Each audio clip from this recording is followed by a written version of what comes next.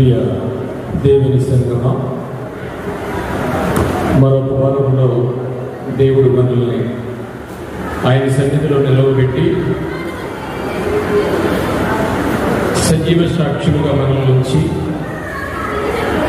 ఆయన పలుకులను వినడానికి మరొక వారాన్ని దయచేసిన ఆ దేవాది దేవునికి ముందుగా కృతజ్ఞతాస్తుతులు చెల్లిద్దాం. దేవునికి స్తోత్రం చెప్తాం. మరొక్కసారి బిగ్గరగా దేవునికి స్తోత్రం చెప్తాం. గతించిన కాలంలో 4 వారాలుగా మనం చెప్పుకున్న వాక్యాన్ని, ఆయన జీవ పలుకులు మనం విన్నాం. ఒక 5 నిమిషాల పాటు మీకేమైనా డౌట్లు ఉన్నాయా యెఫ్తా విషయంలో? అంటే మొగవాటానికి చెప్తున్నారా, లేకపోతే డౌట్లు ఉండి కూడా ఇంకా ఉన్నాయా? లేదా? కానీ మీ దగ్గర చెప్పిన వాక్యానికి ఒక ఆయన ఫోన్ చేశాడు నాకు. ఫోన్ చేసి అడిగిన ప్రశ్న ఏంటో తెలుసా? అంటే 4వ అధ్యాయం వచ్చే వరకు, 4వ వారం వచ్చే వరకు మనం అంతకుముందు వాక్యాన్ని చెప్పుకున్నాం. యోబు తన కన్యకను చూడనని ఆయన నిబంధన చేసుకున్నాడు. యెఫ్తా నిబంధన చేసుకున్నాడని చెప్తూ 3వ వారంలో నేను ఏం చేశానంటే ఆ మాట మాట్లాడాను. నేను నా కన్నులతో నిబంధన చేసుకుంటుని, కన్యకను నేను ఎలాగూ చూచుదును. అంటే అతనికి ఇంకా పెళ్లి కాలేదు. అతను ఫోన్ చేసి 4వ వారం అయిపోయింది కదా, మన శనివారం చిన్న బిట్టేది పెట్టారనమాట. అప్పుడు నాకు ఒక ఆయన ఫోన్ చేశాడు. ఫోన్ చేసి అతను చాలాసార్లు విన్నాడంట పదాన్ని, ఎక్కడ దానికి ఆన్సర్ దొరకట్లా. ఆ వాక్యాన్ని అయితే మీరు కూడా చాలాసార్లు విన్నారు కదా, విన్నారా? యోబు గారు మాట్లాడిన ఆ వాక్యాన్ని మీరు కూడా చాలాసార్లు విన్నారు. అనేక సందర్భాల్లో విని ఉంటారు. కానీ ఆయన మన భాషలోకి తీసుకుని ఒక యువకుడు దాన్ని తీసుకుంటే ఎలా ఉన్నది? నేను కన్యకను అనగా కన్య పిల్లలను చూడనని నేను నిబంధన చేసుకున్నాను. అంత అవసరం వచ్చింది దానికి. ఇంకో భాషలో, ఇంకా మన భాషలో చక్కగా మామూలుగా మాట్లాడుకోవాలంటే పామర భాషలో, నేను ఆడపిల్లలను చూడనని ప్రామిస్ చేసుకున్నాను అని అర్థం. సార్, నేను చాలాసార్లు విన్నాను ఈ మాటని, చాలా సందర్భాల్లో చెప్పడం విన్నాను, మీరు కూడా చెప్పారు, అది 4వ వచనంలోకి వచ్చేటప్పుడు కానీ నాకు అర్థం కాలేదు అని అన్నా. అంటే అతను ఏమడుగుతున్నాడంటే, ఆడపిల్లలను చూడని యోబు గారు ఆ కాలంలో ముసలాయన ఏది అంత అవసరం వచ్చింది నిబంధన చేసుకోవడం అని చాలాసార్లు విని అని అనుకున్నాడట. ఎక్కడ ఆన్సర్ దొరకలేదట. 4వ వారంలో మనం మాట్లాడిన దాంట్లో దొరికిందంట. ఏం చేసుకున్నాడు? ఎందుకని యోబు గారు? నిజంగా నాకు తెలియకపోతే చాలా ఇబ్బంది పడేవాడిని ఆ ప్రశ్నకి. నాకు చాలా మంది ప్రశ్నలు వస్తుంటాయి. నేను ఫోన్ నెంబర్ కూడా ఇచ్చేస్తూ ఉంటాను. ఫోన్ నెంబర్ కావాలని ఇస్తాను. ఎందుకంటే జవాబు చెప్పేంత పండితుడిని ఏం కాదు. కానీ ప్రశ్న అడిగినప్పుడు ఖచ్చితంగా దేవుడు మనకి ఆలోచన ఇస్తాడనే ఒక విశ్వాసంతో నేను నెంబర్ ఇచ్చేస్తానమాట. మనం చెప్పుకున్నాం, ఇప్పుడు మన భాషలో మనం కూడా కామన్గా అనుకుంటే, ఆ కాలంలో యోబు గారు ఆడపిల్లలను చూడనని నిబంధన చేసుకున్నాను అంటే అర్థం ఏంటి అనేది అడిగాడు. మనం దాని ఆన్సర్ కూడా చెప్పుకున్నాం. ఎందుకంటే ప్రతిష్ఠ చేసేవారు ఆడపిల్లల్ని. ఎందుకు ప్రతిష్ఠ చేసేవారు అంటే, ఆదికాండం 3వ అధ్యాయం అక్కర్లేదు, ఆదికాండం 3వ అధ్యాయం 15వ వచనంలో దేవుడు ఒక ప్రవచనం చెప్పాడు. ముందుగా మొట్టమొదటి ప్రవచనం చెప్పింది కన్యక గర్భవతి కుమారుని కనని యెషయా గారు చెప్పే ముందే నీకును స్త్రీకిని వైరం కలగజేసింది అనే విషయం యోబు గారికి తెలిసి, ఒక కాలం వస్తుంది, ఆ కాలం ఎప్పుడు వస్తుందో తెలీదు, ఆ కాలంలో ఒక కన్యకకు రక్షకుడు పుడతాడు అని ఒక ప్రవచనాన్ని ఆదికాండంలోనే, ఆదిలోనే దేవుడు ప్రవర్తించడం జరిగింది. ఆ తర్వాత క్రీస్తుకు పూర్వం 750 సంవత్సరాలకి క్రితమే యెషయా గారు కన్యక గర్భవతి కుమారుని కంటదని చెప్పారు. ఆయనే రక్షకుడని చెప్పారు. ఆ రక్షకుడు గురించి ఎంతో మంది ప్రవక్తలుగా దేవుడు రాయించాడు. అలా రాస్తున్నప్పుడు పేతురు గారు రాసిన మొదటి పత్రిక 1వ అధ్యాయం 10వ వచనం తీయకలేదు. 1వ అధ్యాయం 10వ వచనంలో అనేక మంది ప్రవక్తలు ప్రవశించి ఆ ఆత్మ ఏ కాలమున ఎప్పుడు వచ్చునో అని ఎదురు చూశారట. అలా ఎదురు చూసిన వారందరిలో వారి వారి కుమార్తెలను కన్యకలుగా ఉంచి ఆలయాల్లో ప్రతిష్ఠ చేసినట్టుగా చరిత్ర చెప్తుంది. అందుకని ఏ కన్యకంకు చూస్తే ఏ అపచారం వస్తుందో అని ఆ రోజు యోగి గారు ఏం చేశారు, నిబంధన చేసుకున్నాడు. ఎందుకంటే అక్కడి వరకు చదివి వదిలేస్తాం మనం.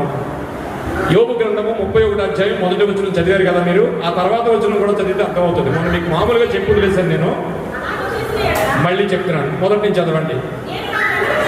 నేను నా కన్నులతో నిబంధన చేసుకుంటుని, కన్యకను నేను ఎలాగూ చూసేదను. ఇప్పుడు చూడండి, ఎందుకు చూడంటే అంత అలాగూ చూసిన ఎడల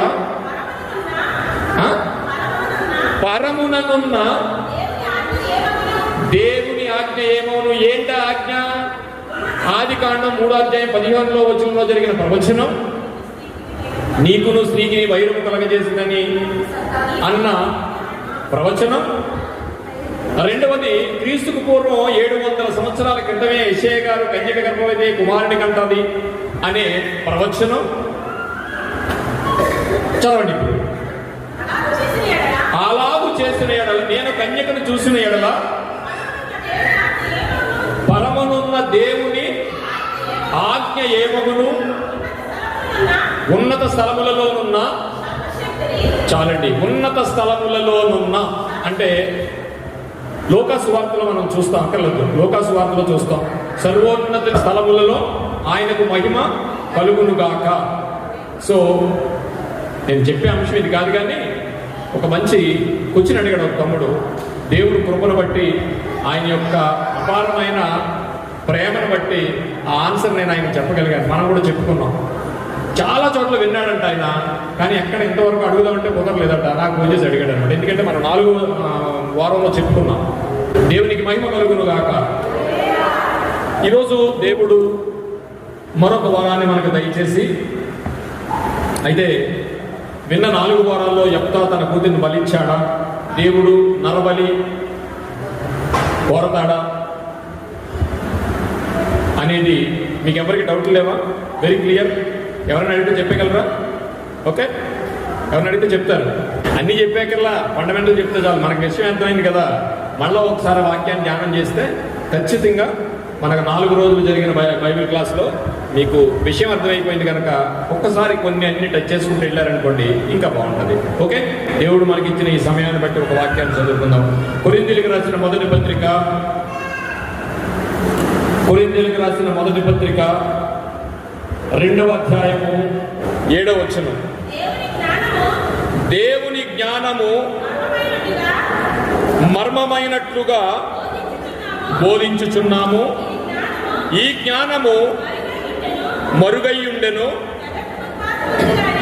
జగత్తుత్పత్తికి ముందుగానే దీనిని దేవుడు తన మహిమ నిమిత్తము నియమించెను. అది లోకాధికారులలో ఎవనికి తెలియదు. అది వారికి తెలిసి ఉండిన ఎడల మహిమా స్వరూపియకు ప్రభువును సిలువ వేయకపోయి ఉందురు. చాలండి, చదవండి. ఇందును గూర్చి దేవుడు తన్ను ప్రేమించిన వారి కొరకు ఏది సిద్ధపరిచెనో అది కంటికి కనబడలేదు, చెవికి వినబడలేదు, మనుష్య హృదయమునకు గోచరము కాలేదు అని వ్రాయబడి ఉన్నది. చాలండి, అద్భుతమైన వాక్యం. ఇదేంటంటే దేవుడు అనేక విషయాలు బైబిల్లో పొందుపరిచాడంట. చాలా విషయాలు లోకాధికారులకు, లోకంలో ఉన్న అధికారులు ఎవరు? 1 by 1 మనం అనుకుంటే వెళ్ళిపోతే ఆఫీసర్సు, ఎమ్మెల్యేలు, చీఫ్ మినిస్టర్లు, రాష్ట్రపతి. అలాగే భారతదేశం ఉంటే కాదు, ఈ బైబిల్ ఉన్నదంతా ఎక్కడ?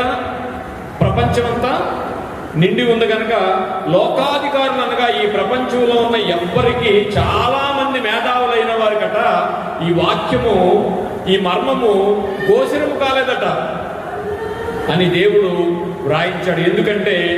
ఎందుకంటే ఒకవేళ తెలిసిన ఎడల ఆయన సిలువ వేయబడకపోవునట. తెలిసిన ఎడల సిలువ వేయబడకపోవునట. ఇందును గూర్చి దేవుడు తన్ను ప్రేమించు వారి కొరకు ఏది సిద్ధపరిచెనో అవి కంటికి కనబడలేదు. కానీ ఈ విషయాన్ని మనం చాలా భౌతికంగా, నాకు తలనొప్పి వచ్చింది, ప్రార్థన చేసుకున్నాను, ఎలా తగ్గిపోయిందో తెలియదు అనుకుంటాం. ఒక చిన్న విషయాన్ని తీసుకుని ఇది దేవుడు ప్రార్థన చేసుకున్నాను, జరిగింది, ఇవన్నీ నిజంగానే జరుగుతాయి, దేవుడు తగ్గిస్తాడు. కానీ ఇక్కడ ఉపయోగించిన పదం దేని గురించి అంటే, చాలాసార్లు మనం ఈ వాక్యాన్ని ఉపయోగిస్తాం. ఏమని? ఆయన ఆశ్చర్యకార్యాలు కంటికి కనిపించు, హృదయానికి గోచరించు అని చాలా భౌతికంగా ఈ భూమి మీద మనం సులకనగా మాట్లాడేసుకుంటాం. కానీ ఈ వాక్యం ఎప్పుడుదో తెలుసా? ఎక్కడితో తెలిసినా ఆయన ప్రాణం పెట్టాల్సిన మాట ప్రియులారా. ఆయన ఎందుకు ప్రాణం పెడుతున్నాడో చాలా మందికి గోచరం కాలేదట. అలాంటి విషయాలు బైబిల్లో మనకి ఎన్నో కనిపిస్తాయి. ఆయన లోకాధికారులకు కూడా తెలియకుండా చూశాడట. కానీ ఆయన ఒకవేళ అందరికీ ఆయన మర్మం తెలుసుంటే సిలువ వేయబడేది కాదట, ఈ లోకానికి రక్షణ వచ్చేది కాదట. మనకైతే దేవుడు వాటిని తన ఆత్మ వలన బయలుపరచుచున్నాడు. ఆ ఆత్మ అన్నిటినీ, దేవుని మర్మములను కూడా పరిశోధించుచున్నాడు. దేవునికి మహిమ కలుగునుగాక. చదవబడిన వాక్యాన్ని బట్టి చిన్న ప్రార్థన చేసుకుందాం. పరిశుద్ధుడా, ప్రేమగల తండ్రి, మహోన్నతుడా, మీకు స్తోత్రాలు నాయనా. గతించిన కాలం అంతట్లో మీ కృపలో భద్రపరిచారు నాయనా. గతించిన 4 వారాలు అద్భుతమైన వాక్యాన్ని మా ముందుంచారు. మీ పలుకుల ద్వారా నాయనా మర్మయుక్తమైన అనేకమైన పాత నిబంధన విషయాలను మా ముందుంచారు, మాకు తెలియజేశారు. మీకు స్తోత్రాలు. అలాగే మరికొన్ని విషయాలు ఈరోజు నీ సన్నిధిలో, నీ మాట వినికిడిలో మేము వినడానికి సన్నద్ధులై ఉండగా నీ పిల్లలందరికీ నీ పరిశుద్ధాత్మ సహాయాన్ని దయచేయండి.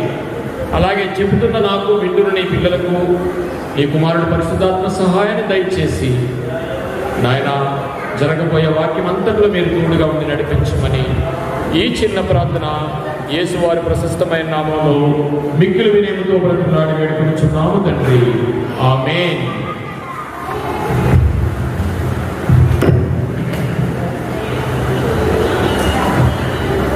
ప్రియ దేవుని సంగమా, ఈరోజు మరొక అంశాన్ని మనం ప్రస్తావించుకుందాం. ప్రపంచ క్రైస్తవాన్ని మనం ఆలోచిస్తే ఏ మతములో లేని వివాదాస్పదమైన పరిస్థితులు క్రైస్తవ పుస్తకంలో కనిపిస్తూ ఉంటాయి. అంటే ఈ లోకం మతము అనుకునే విషయాలు మనం తీసుకుంటే క్రైస్తవం మతం కాదు, ఒక మార్గం. క్రైస్తవం మతము కాదు. మతము అంటే అర్థం ఏంటి? మతము అంటే తెలుగు అర్థం ఏంటి తెలుసా? మతము అంటే పిల్ల అంటే అర్థం ఏంటి? చిన్నపిల్లడు అని. ఆయన అంటే అర్థం ఏంటి? పెద్ద ఆయన అని. అలాగే మతము అంటే అర్థం ఏంటి? ముందు తెలియదు మనకి. మతము అనగా అభిప్రాయము. చూసారా వాళ్ళ కింద మతం అంటేది? మతం అంటే ఏంటి? అభిప్రాయం. నీ మతం నీది, నా మతం నాది. నీ అభిప్రాయం నీది, నా అభిప్రాయం నాది. నీకు అర్థమైంది కదా?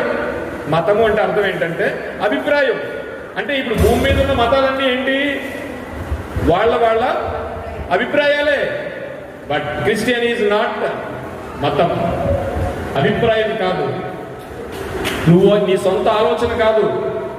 దేవుడు అనేక సంవత్సరాలు, 100 సంవత్సరాలు ఆయన అనంత జ్ఞానాన్ని పొందుపరిచి కిందకు పంపించిన ఈ బైబిల్ గ్రంథం మతము కాదు, మార్గము. దేవునికి మహిమ కలుగునుగాక. అలాంటి బైబిల్ మనం చేతితో పట్టుకుని తిరుగుతున్నాం ప్రియులారా. అంత గొప్పది. నేనేం చెప్తున్నానంటే, మతము అనుకున్న ఏ మతంలోని కూడా క్రైస్తవ మతంలో ఉన్న వివాదాస్పదమైన పరిస్థితి భూమి మీద ఇప్పటికీ,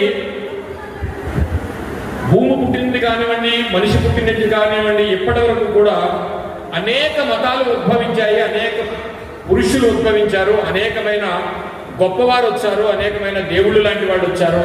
కానీ ఎవ్వరూ కూడా కాలక్రమంలో కలిసిపోయి మర్చిపోవడమే జరిగింది. కానీ 2000 సంవత్సరాల క్రితం, అంతకు ముందు జగత్పునాది వేయబడక నుంచి ఉన్న ఒక యేసు ప్రభు వారి అతని మాట మాత్రము ఈ ప్రపంచానికి అంతటికి వివాదాస్పదంగా మారిపోయింది.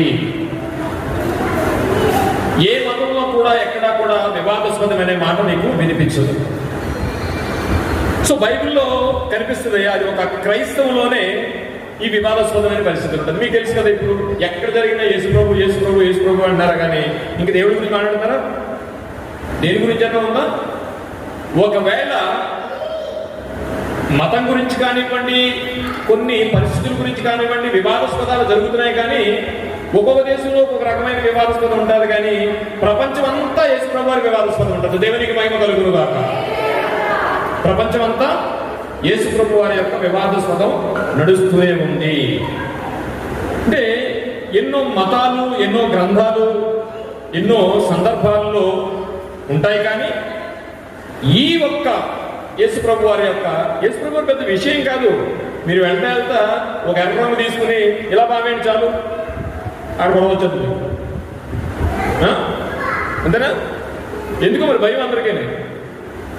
నువ్వు టీషర్ట్ వేసుకో, టీషర్ట్ మీద వెనక ప్లస్ గుర్తు వేసుకో, కిందకు వచ్చిందని కొన్ని సిలువులాగా ఉంటుంది భయం అందరికీ.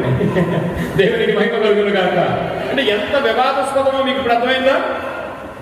మీరు వెళ్ళిపోతూ ఒక కర్ర తీసుకుని దానికి ఒక చిన్న అడ్డంగా వచ్చిన ముక్క కట్టే చేతి అట్టుకుని వెళ్ళండి. మీరు యేసు ప్రభు నేను చెప్పక్కర్లే వాళ్ళకి.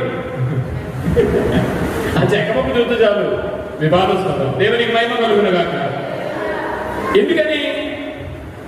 ఎందుకని అది ఎక్కడ? కాకినాడలోనేనా? హైదరాబాద్లోనా? త్రూఅవుట్ వరల్డ్, ప్రపంచం, ఈ భూమి మీద మీరు సిలువు పట్టుకుని 2 కర్రలా పట్టుకుని వెళ్తే వివాదాస్పదం జరిగిపోతుంది. దేవునికి మహిమ కలుగునుగాక. ఏదన్నా చేస్తే ఉంటుందా వాళ్ళలాగా? ఏ గుర్తన్నా పట్టుకుంటే ఉంటుందా? వెళ్తా ఇలా రాసి వెళ్ళిపోతే చాలు నీ అక్కలు వచ్చేస్తారు. అలాంటి వివాదాస్పదమైన పరిస్థితులు బైబిల్ గ్రంథంలో చోటు చేసుకున్నాయి. ఎందుకంటే ఆయన పుట్టుక, ఆయన మరణం, ఆయన పునరుత్థానం ప్రణాళికాబద్ధమైనది, ప్రవచనాత్మకమైనది. అయితే ప్రపంచ ప్రణాళికలో ఆయన ఒక వివాదాస్పదంగా నిర్ణయించబడి ఉంది, వివాదాస్పదమైన గుర్తుగా చెప్పబడి ఉంది. ఇకెక్కడ ఏ వ్యక్తి గురించి కూడా ఇన్ని తరాలు లేదా ఇన్ని యుగాలు, ఇన్ని సంవత్సరాలు ఏ వ్యక్తి కూడా, ఎంతో మంది పుట్టారు మహానుభావులు, అందరూ కాలగర్భంలో ఖర్చిపోయారు. కానీ ఒకే ఒక మహానుభావుడు గురించి ఇప్పుడు కూడా వివాదాస్పదంగానే ఉంది. అది కూడా ప్రవచనాత్మకమైనది. దేవునికి మహిమ కలుగునుగాక. లూకా సువార్త, మత్తయి సువార్త అలాంటి వివాదాస్పదమైన సందర్భాన్ని ఈ రోజు మీ ముందు ఉంచాలనుకుంటున్నాను. అదేంటండి, ఏదో చక్కగా దేవుడి మాటలు చెప్తా వివాదాస్పదమైన విషయాన్ని మాతో చెప్తానంటున్నారు. ఏంటంటే, చాలాసార్లు మనం కూడా కొన్ని విషయాల్లో ఒక వ్యక్తి గురించి ఒక చోట ఒకలా మాట్లాడాడు, ఒక చోట ఇంకోలా మాట్లాడాడు అనగానే ఆ వ్యక్తి మీద మనకి చెడు అభిప్రాయం రాదు. మన గురించే ఒక చోట ఇంకోలా మాట్లాడాడు, ఎందుకురా నేను అన్నాను నీకు అన్నాడు ఒక చోట, నేను అన్నాను కానీ అలాగే అన్నాడు ఒక చోట. ఈ 2 విషయాలు మీకు తెలిసినప్పుడు ఎలా ఉంటుంది? మళ్ళా చెప్తున్నాను, ఒక వ్యక్తిని మీరు చాలా అభిమానిస్తున్నారు, పూజిస్తున్నారు, ధ్యానిస్తున్నారు. ఆ వ్యక్తి వచ్చి నీకు అన్నిటికీ నేను ఉన్నాను కదా అన్నాడు. కానీ మళ్ళీ ఏమన్నాడంటే అక్కడక్కడ చాలా చోట్ల, అబ్బే నేను అన్నాను కానీ అదేం కాదు, నేను మీకు గొడవ పెట్టాలిగా ఉంటాను కానీ నేను మీకేమీ సమాధానం పడడానికి ఏం రాను అన్నాడు. ఎలా ఉంటుంది మీకు? సో అదేంటో మనకు తెలియకపోతే ఆయన నా ముందు కొన్ని చోట్ల నేనున్నాను కదా నీకు అని అన్నాడు, కొన్ని చోట్ల అబ్బే నేను అలా అన్నాను కానీ ఉండదు, నేను నీకు సపోర్ట్ చేస్తానన్నాను కానీ నేనేం సపోర్ట్ చేయను, నేను అలాంటి ఏం కాను అని అన్నప్పుడు మనకి ఎలా ఉంటుంది? వెంటనే ఆ మనిషి మీద నమ్మకం పోతుంది. సో అలాంటి విషయాన్ని ఒక ఆధ్యాత్మిక ప్రపంచానికి ఒక వివాదాస్పదమైన విషయాన్ని ఈరోజు మీ ముందు ఉంచాలనుకుంటున్నాను. దేవునికి మహిమ కలుగునుగాక. అంటే ఆయన వివాదాస్పదమైన వాడా అని మనం ఆలోచించగలిగితే లూకా సువార్త 2వ అధ్యాయము 33, 34 చదువుకుందాం. ఆయన వివాదాస్పదమైన వాడా? లూకా సువార్త 2వ అధ్యాయము 33 వచ్చిన బిగ్గరగా చదవండి. 33 చెప్పండి. యేసేపును ఆయన తల్లియు ఆయనను గూర్చి విని ఆశ్చర్యపడిరి. సుమయోను వారిని దీవించి, ఇదిగో వారి హృదయాలోచనలను బయటపడినట్లు ఇజ్రాయేలీయులలో లేచుటకును పట్టుటకును వివాదాస్పదమైన గురుతుగా నియమింపబడి ఉన్నాడు. దేవునికి మహిమ కలుగును గాక. ఏమండి, యేసుప్రభు వారు పుట్టిన 8వ రోజునేనండి, 8వ రోజు కాదనుకుంటాను, అది 3 నెలల తర్వాత. యేసుప్రభు వారు పుట్టిన 3వ నెలలో సుమయోను అనే ఒక ప్రవక్త యేసుప్రభు వారికి గురించి చెప్పిన ప్రవచనం ఏంటో తెలుసండి? ఆయన ఈ ప్రపంచానికట మనుషులు పడడానికి లేవడానికి,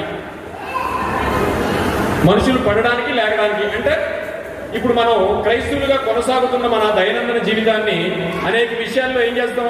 పడిపోతూ ఉంటాం, లేస్తూ ఉంటాం.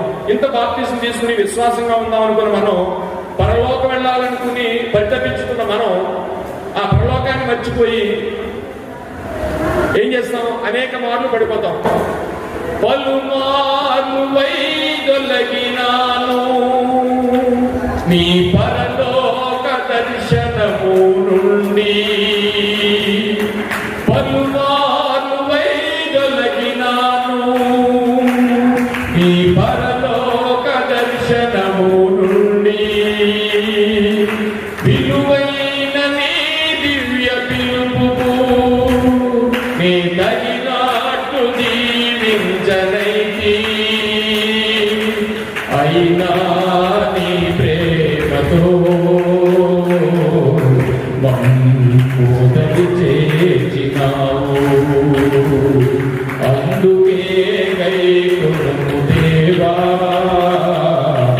ఈ మా శేష జీవితం, ఇదిగో దేవా మా జీవితం, ఆపాదమస్తకం నీకంకితం, ఇదిగో దేవా మా జీవితం, ఆపాదమస్తకం నీకంకితం. శరణం నీ శరణం, శరణం నీ శరణం, శరణం నీ శరణం, శరణం నీ శరణం, ఇదిగో దేవా మా జీవితం, ఆపాదమస్తకం నీకంకితం, ఆపాదమస్తకం నీకంకితం. ప్రియ దేవుని సంగమా, అనేక విషయాల్లో మనం పడిపోతూ ఉంటాం. ఆయన వివాదాస్పదమైన గుర్తే కానీ ఇజ్రాయేలీలో ఎలాంటి వాడంట? పడుటకును లేచుటకును వివాదాస్పదమైన గుర్తుగా ఆయన నియమింపబడను. దేవునికి మహిమ కలుగునుగాక. ముందే ఆయన 2000 సంవత్సరాల క్రితం ఆయన పుట్టిన 3వ నెలలోనే ఆయనకి ఇచ్చిన బిరుదు ఏంటండి? వివాదాస్పదమైన గుర్తుట. అది ఇప్పటికీ భూమి మీద వేర్లై పారుతుంది కదండి. ఏ సంధిలోకి వెళ్ళిన యేసుప్రభు వారి గురించే, ఎక్కడ మైక్ పట్టుకున్న యేసుప్రభు వారి గురించే. సో ఆయన పుట్టుక ఎలాంటిది? వివాదాస్పదమైనది. ఆయన పుట్టుక ఎలాంటిది? ప్రణాళికాబద్ధమైనది. ఆయన పుట్టుక ఎలాంటిది? ప్రవచనాత్మకమైనది. దేవుని మహిమ కలుగునుగాక. అలాంటి మాటలు కొన్ని మీ ముందు ఉంచాలని ఆశపడుతున్నాను. ఎన్నో వివాదాస్పదమైన మాటలు ఉన్నాయి. అవన్నీ వివాదాస్పదమైన మాటలు కాదండి. సుమియోన్ గారు ఏమన్నారు? పొట్టుటకును లేచుటకును. కొన్ని విషయాలు మీకు ఇందాక చెప్పాను. ఒక ఉదాహరణ ఏంటి? ఒక వ్యక్తి మన గురించి చాలా అభిమానిస్తున్నప్పుడు, ఎందుకమ్మా నేను ఉన్నాను అన్నాడు. మరో చోటకి వెళ్ళి నేను అన్నాను కానీ అలా ఉన్నానని అంటున్నాడు. ఇది తెలిసింది, అది తెలిసింది. అప్పుడు ఆ వ్యక్తి మీద మనకు ఎలా ఉంటుంది? వ్యక్తి పోతుంది కదా. అలాగే యేసు ప్రభు వారు కూడా ఈ పరిశుద్ధ గ్రంథంలో అనేక చోట్ల మనం అపార్థం చేసుకునే అట్లు మాటలు రాయించబడలేదు, కానీ మనకు బోధించే పరిస్థితుల్లో అలాంటి కొన్ని విషయాలు బోధించకపోతే, తెలుసుకోకపోతే మనకి అవిశ్వాసంలోకి వెళ్ళిపోవడానికి ఎక్కువ ఆస్కారం ఉంటుంది. కనుక కొన్ని విషయాలు మనం చూద్దాం. ఆయన ఏమన్నాడు? మత్తయి సువార్త 10వ అధ్యాయము 34వ వచనం. ఇగో జాగ్రత్తగా వినండి.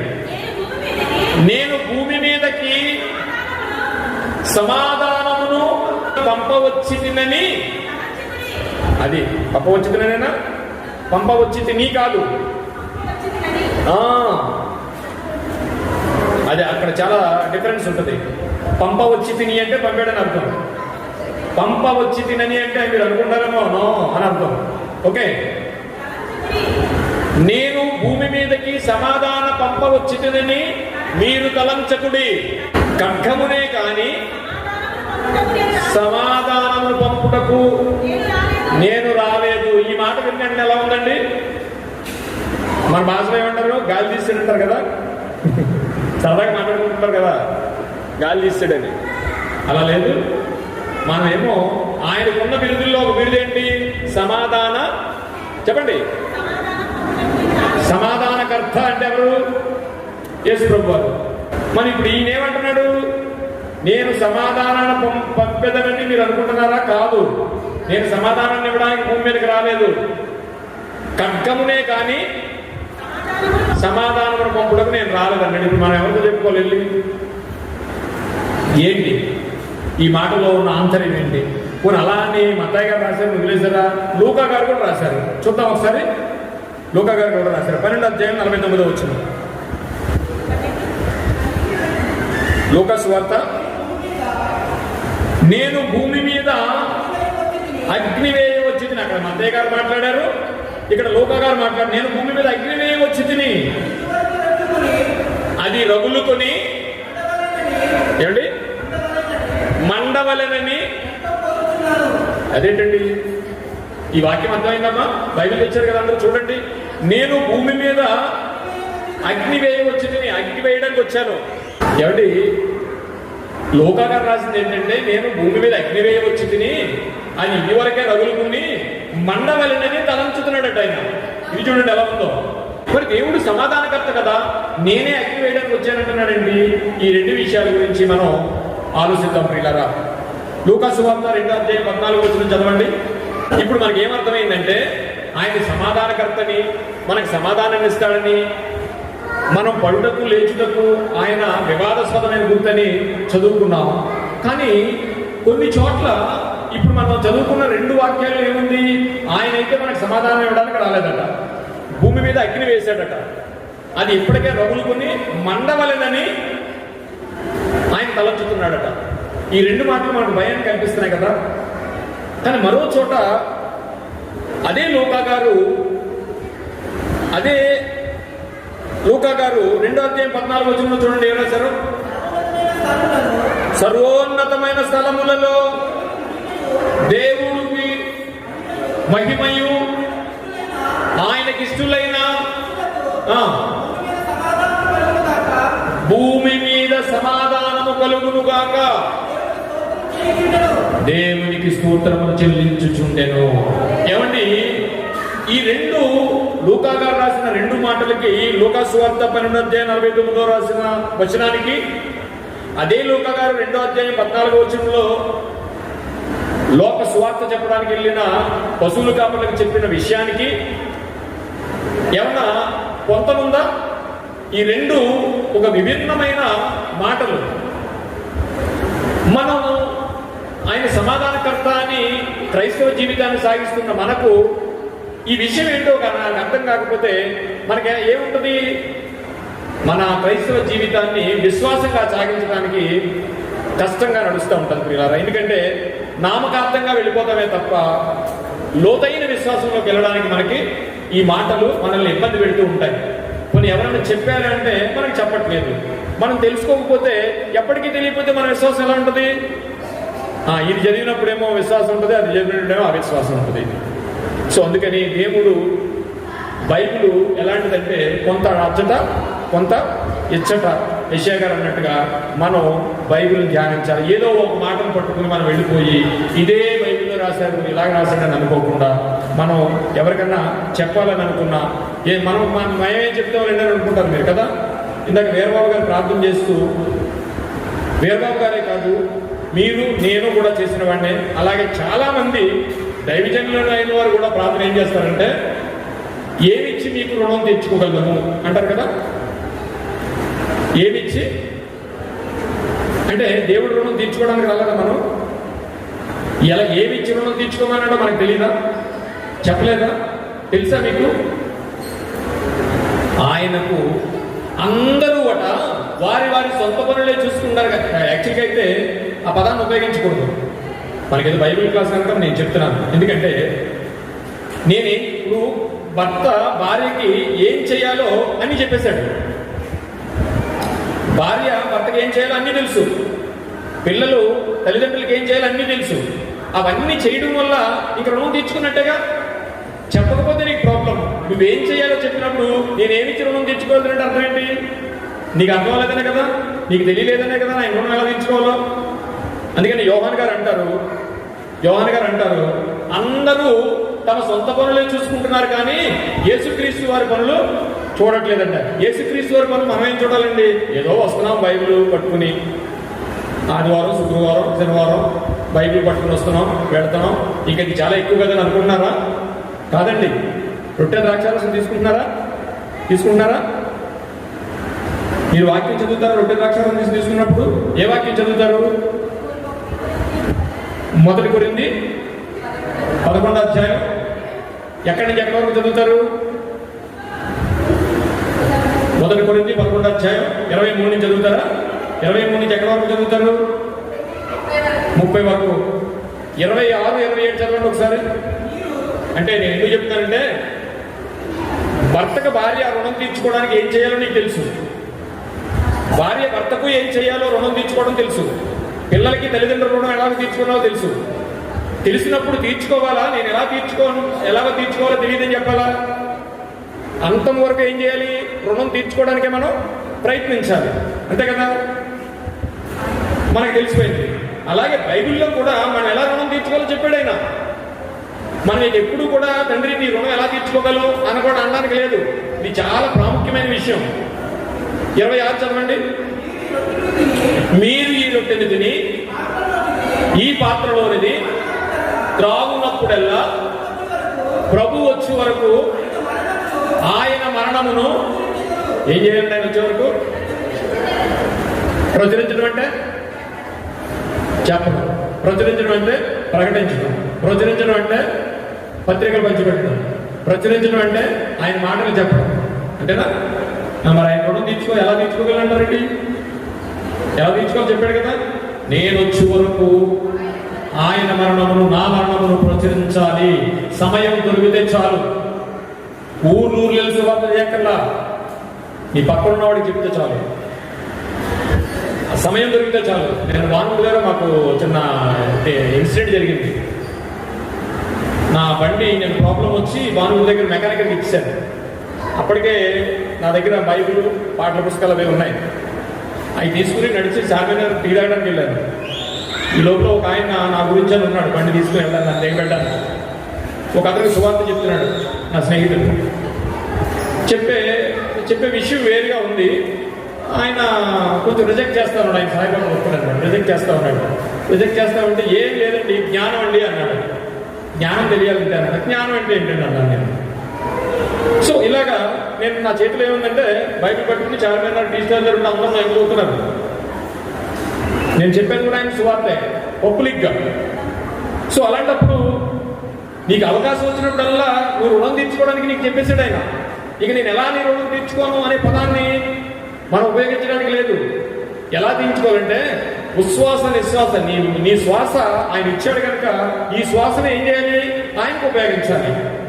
అందుకని మనం రొట్టె ద్రాక్షారసం తీసుకుంటున్న ఆ 23 నుంచి 30 వరకు చదువుకున్న ముఖ్యమైన మాటలు 25, 26, 27 చాలా జాగ్రత్తగా చదవాలి.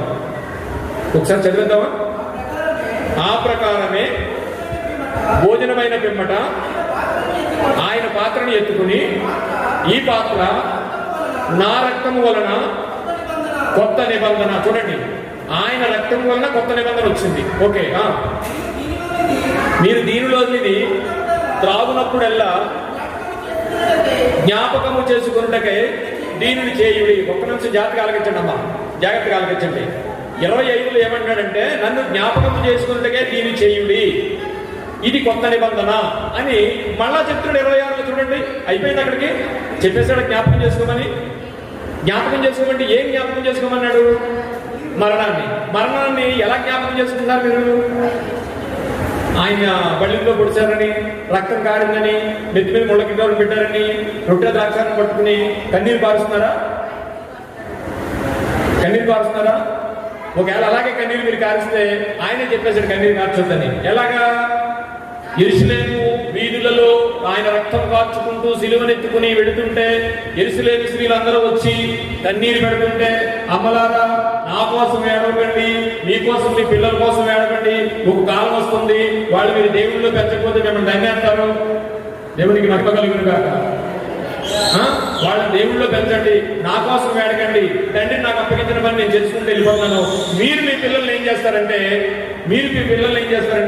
దేవునిలో పెంచండి, వారి ద్వారా సువార్త తయారు చేయండి, మీ పని అది, నా పని అని చెప్పాడా? ఇంకా మనం దాని గురించి కన్నీరు కాపాల్సిన అవసరం లేదు. ఏం జ్ఞాపకం చేసుకోమంటాడు? మళ్ళా 26లో కూడా చెప్పాడు చూడండి. ఇగో మళ్ళీ చెప్తున్నాడండి. ముందు చెప్పాడా జ్ఞాపకం చేసుకోమన్నాడంటే ఏం జ్ఞాపకం చేసుకోమన్నాడో మళ్ళీ చెప్తున్నాడు.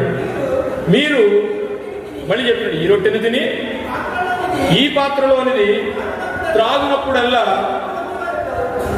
అంటే ప్రభు వచ్చే వరకు ఆయన మరణమును ప్రచురించుము. ఏం జ్ఞాపకం చేసుకోమన్నాడు?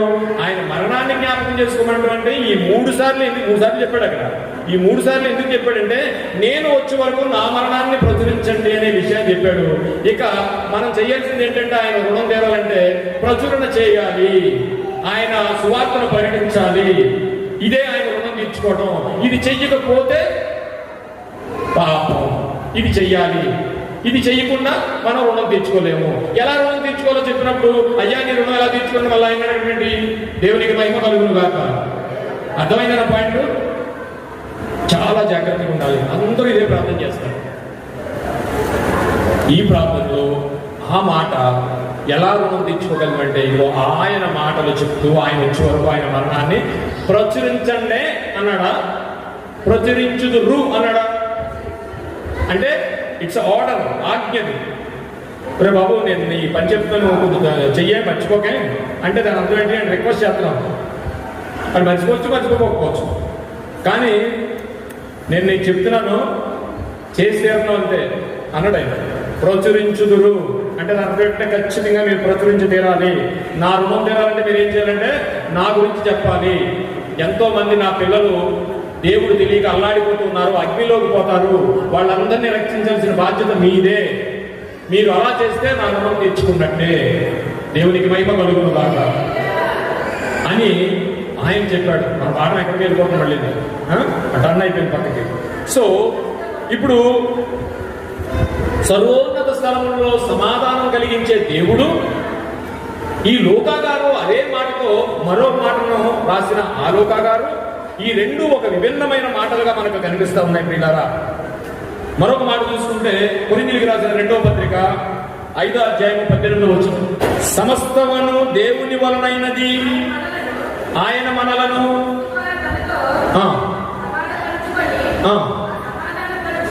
ఏంటి ముందుగా ఆయన మనతో సమాధానపరుచుకుని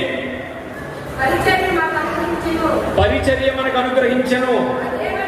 అదేమనగా ఇప్పుడు మనం ఈ వాక్యాన్ని ఎలా తీసుకోవాలి? సమాధానమును పంపవచ్చితనని తలంపకుడి, ఖడ్గమునే కానీ సమాధానమును పంపుటకు నేను రాలేదు. 35వ వచనంలోకి మనం వెళదాం. 35వ వచనంలోకి నేను చదువుతున్నాను చూడండి. 10వ అధ్యాయం 34వ వచనం. నేను భూమి మీదకి సమాధానం పంపవచ్చితనని తలంచకుడి, ఖడ్గమునే కానీ సమాధానమును పంపుటకు నేను రాలేదు అని మాట్లాడుతూ ఇంకా ఒక అడుగు ముందుకెళ్ళి దేవుడు ఏం మాట్లాడుతున్నాడంటే, జాగ్రత్తగా ఆలకించి ఈ విషయాలని ఆత్మీయంగా తీసుకుని దేవుని యొక్క విశ్వాసంలో విశ్వాసంలో ఎదగడానికి మనం ఈ వాక్యాలు చదువుకుంటున్నాం అన్నమాట అండి. ఒక మనుషునికి వాని తండ్రికి ఎవరెవరు గొడవ పెడతాడట? ఒక మనుషునికి వాని తండ్రికి అంటే తండ్రికి కొడుక్కి. అండి యేసుప్రభు గారు మాట్లాడుతున్నారండి, సాక్షాత్ యేసుప్రభు గారు మాట్లాడిన మాటలు. ఒక మనుషునికి తండ్రికిని, కుమార్తెకును ఆమె తల్లికిని అంటే తండ్రికి కొడుక్కి, తల్లికి కూతురికి, కోడలికిని ఆమె అత్తకును విరోధము పెట్టవచ్చి తిని.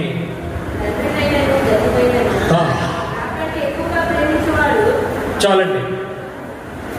ఏంటంటున్నాడండి ఈయన?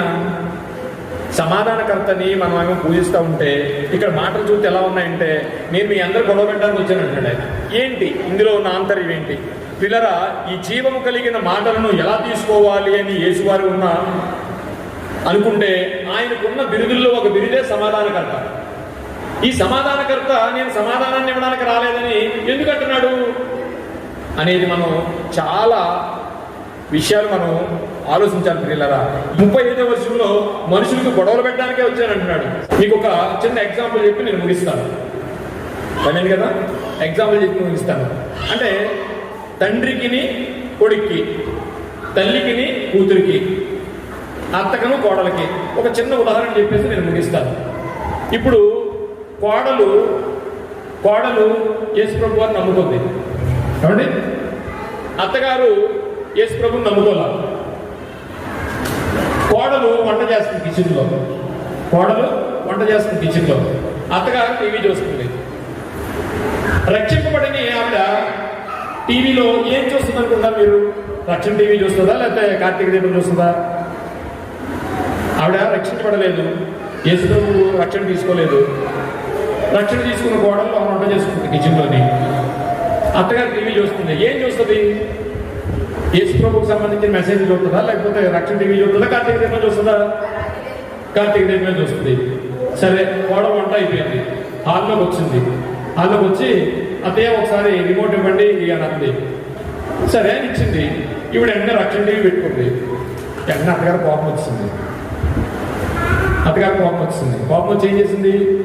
యాసరాత్రం ఏంటి, నేనేమో మంచి కార్తీక దీపం సీరియల్లో ఉంటేనే నువ్వేమో ఇవి పెట్టుకుంటావని అప్పుడు ఏం చేస్తుంది? గొడవ పెడుతుంది. అప్పుడు గొడవ పెట్టినప్పుడు గొడవ ఏం చేయాలి? రక్షించబడింది కనుక సమాధానపడాలి. ఆ సమాధానాన్ని పడకపోతే అక్కడ ఏముంటుంది? భూమి మీద అగ్ని. ఇంట్లో ఏముంటుంది? అగ్ని. ఆ అగ్ని వేయడానికి వచ్చాడు ఆయన. క్రైస్తవురాలైన నువ్వు సమాధాన పడకపోతే అక్కడ ఏమొస్తుంది? అగ్ని వస్తుంది. రక్షింపబడని వారిని రక్షింపబడడానికి నువ్వేం పడాలి? సమాధాన పడాలి. నేను సమాధానాన్ని వేయడానికి రాలేదు, అగ్ని వేయడానికి వచ్చాను. మీ అత్తగారికి ఇంకెందుకు రక్షణ తీసుకోవాలో తెలిసినా నీకు పరీక్ష పెడదామని. దేవునికి మహిమ కలుగును గాక. ఇప్పుడు నీకు ఏం కావాలి? సమాధానం కావాలి. అక్కడ నీకు క్రైస్తవురాలుగా సమాధానం లేకపోతే అక్కడ అగ్గి పుట్టేస్తుంది. అంతేనండి, పుడుతుందా? ఎందుకు నీకు సమాధానం కావాలంటే దేవునితో సమాధానం పడడానికి నేను యేసుప్రభు వారు వచ్చారు. కానీ మీరు దెబ్బలాడుకుంటే సమాధానం పడడానికి, మీ సొంత పనుల్లో సమాధానం పరచడానికి యేసుప్రభు వారు రాలేదండి. ఆయన సమాధానకర్తగా ఎప్పుడు వచ్చాడు, ఎలాగొచ్చాడు అంటే, ఇంటిలో తల్లిదండ్రులు, తల్లి కొడుకు లేకపోతే కూతురు తల్లి దెబ్బలాడుకుంటే మీకు సమాధానం ఇవ్వడానికి ఆయన రాలేదు. తండ్రితో సమాధాన పరచడానికి వచ్చాడు. దేవునికి మహిమ కలుగును గాక. ఆది కాండంలో 3వ అధ్యాయం 15వ వచనంలో మనిషికి దేవునికి ఉన్న బంధాన్ని తెగిపోయినప్పుడు ఆ బంధాన్ని మళ్ళా కలపడానికి ఆ తెగిపోయిన తాడు ఉడేసి దేవునితో తెగిపోయిన బంధాన్ని దేవునికి కలపడానికి ఈ భూమి మీదకి ఆయన వచ్చాడు. ఆయన సమాధానకర్త, దేవునికి మహిమ కలుగును గాక. అందుకే మరియు నీకును స్త్రీకిని వాని సంతానములకును వైరము కలగజేసేదను. వైరం అనగా రగడ. వైరం అనగా ఏంటంటే, మా ఇంటి పక్కడు నేను గొడవ పడ్డాను అంటే మధ్యలోకి వెళ్తాడు ఒకడు, వాళ్ళు మరుసటి రోజు మాట్లాడేసుకుంటారు కదా. ఏ తగ్గు తీర్చి తిడతాడు, వాళ్ళు మరుసటి రోజు మాట్లాడేసుకుంటారు, ఇంక అక్కడికి వెళ్దాం. కానీ కొన్ని గొడవలు సాగుతూ ఉంటాయి రోజులు. వైరం అంటే ఏంటో తెలుసా అండి? ఇక జీవితం చచ్చిపోయే వరకు వాళ్ళు మాట్లాడుకోరండి, కలవరండి. వాళ్ళ కక్ష, వాళ్ళ కోపం అలా నడుస్తూనే ఉంటుంది. అది వైరము కలగజేసింది ఎవరికి? నీకును స్త్రీకిని. అంటే ఆది కాండంలోనే అపవాదికిని క్రీస్తుకుని వైరము కలగజేశాడు. అంటే మరణాంతరం వరకు కూడా అది ఉంటుంది.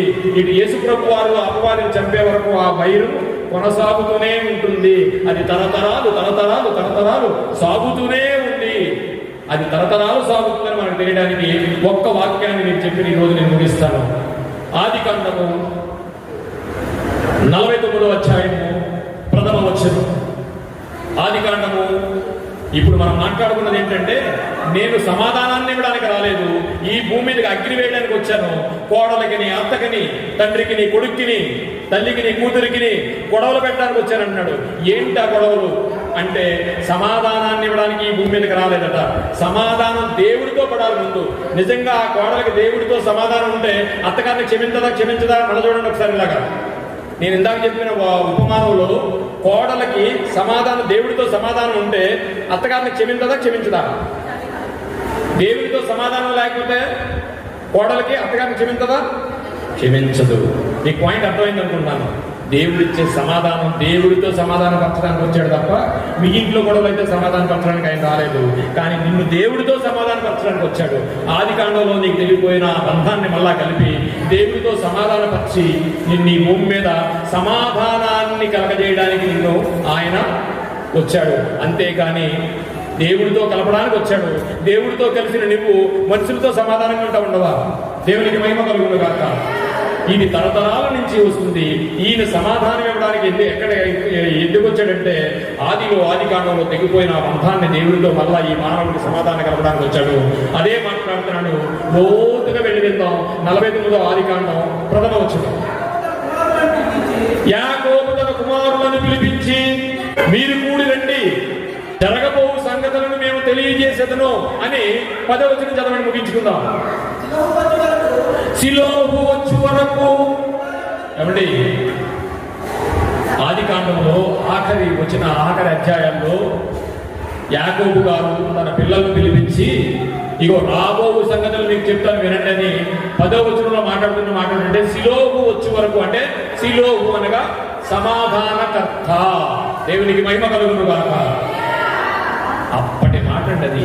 ఆ సమాధానాన్ని దేవుడితో కలపడానికి వచ్చాడే కానీ నువ్వు దేవుడిని నమ్ముకుని దేవుడితో సమాధాన పడకుండా, దేవుడితో సమాధాన పడి కూడా మనుషులతో సమాధాన పడకపోతే అది నీ స్వయం అపరాధమే అవుతుంది. కానీ అంటే ఎప్పుడైతే నీ అత్తను రక్షింపబడిన నీ అత్త మీద నువ్వు గొడవ పెట్టావో వెంటనే నీకు ఎవరితో సమాధానం లేనట్టు? దేవుడితో సమాధానం లేనట్టు. అలాంటి సమాధానాన్ని ఇవ్వడానికి భూమి మీదకి వచ్చాడే కానీ ఆయన అవసరమైతే నువ్వు దేవుడితో సమాధానం పడకపోతే అక్కడ ఏముంటది? అగ్ని ఉంటుంది. ఆ మాటని చెప్తూ అనంతజ్ఞాని అయిన దేవుడు యాకోబు గారి చేత ప్రవచనం రాయించాడు. సిలోహు వచ్చు వరకు చాలండి. సిలోహు అనగా సమాధానకర్త. ఆయన సమాధానకర్త. ఆయన వచ్చే వరకు మీకు రాజదండము దొరకదనే విషయాన్ని ఆది కాండం ఆఖరి అధ్యాయాల్లో యాకోబు ద్వారా మనకి అనిపించింది. ఆయన ఈ భూమి మీదకి అగ్ని వేయడానికి వచ్చానంటున్నాడు. ఏమిటి అగ్ని అంటే, దేవునితో నిన్ను సమాధానపరచడానికి. ఇంకా కొన్ని విషయాలు రాబోయే రోజుల్లో మనం తెలుసుకోవడానికి ప్రయత్నిద్దాం. ఈ చిన్న వాక్యాన్ని దేవుడు ఆయన వెలుగులో దీవించును గాక. పరిశుద్ధుడా, ప్రేమగల తండ్రి, మహోన్నతుడా, మీకు సూత్రాలు ఆయన నీ బైబిల్ గ్రంథంలో అనేక విషయాలు, హృదయానికి గోచరించిన విషయాలు మాకు రాశారు తండ్రి. అలాంటి హృదయానికి గోచరించిన విషయాలు నాయన నీ యందు భయభక్తులు గల వారికి నీ మర్మాలు తెలియజేస్తానను. నీ చిత్తమైతే నాయన అనేక విషయాలు ఇగో నీ పిల్లల ముందు మాట్లాడడానికి మీరు ఇచ్చిన అవకాశానికి కృతజ్ఞతాస్తుతులు చెల్లిస్తూ, ఇగో నాయన కొన్ని పలుకులు మేము విన్నాం. నీ మాటలు నాయన మాకు అర్థము కాని మాటలు, మాకు జ్ఞానాన్ని ఇచ్చి ఇందులో ఉన్న అనేకమైన విషయాలు తెలుసుకోవడానికి మాకు సమయాన్ని, అలాంటి జ్ఞానాన్ని మాకు దయచేసి నీ సిద్ధమైతే మరొక వారంలో నీ అద్భుతమైన పలుకులను, నీ మర్మాలను తెలుసుకోవడానికి మీరు కృప చూపి నడిపించమని ఈ చిన్న ప్రార్థన యేసు వారి ప్రశస్తమైన నామంలో మిక్కిలి వినయంతో బ్రతకడానికి తండ్రి. ఆమేన్. అందరికీ వందనాలమ్మా.